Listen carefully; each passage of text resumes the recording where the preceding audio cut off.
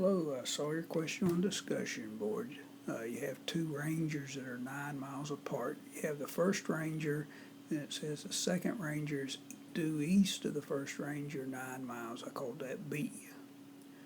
Then it says that there's a forest fire relative to the second ranger at 30, it's due south, it says, of the first ranger. The fire's due south of the first ranger, and relative to the second ranger, it's south 33 degrees west.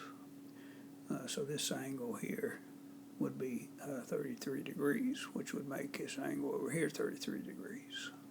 We want how far, it is due south from the first ranger to the fire. We want A. I called it A.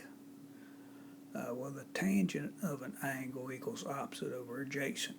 So if we take this angle here, the tangent of this angle would equal the opposite, which is 9 miles over A.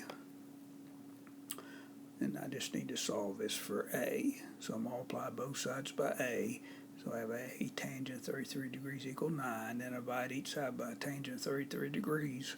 So I have 9 over tangent 33 degrees. Make sure your calculator's in degree mode. And I put it in the calculator and I come out to about 13.86 miles.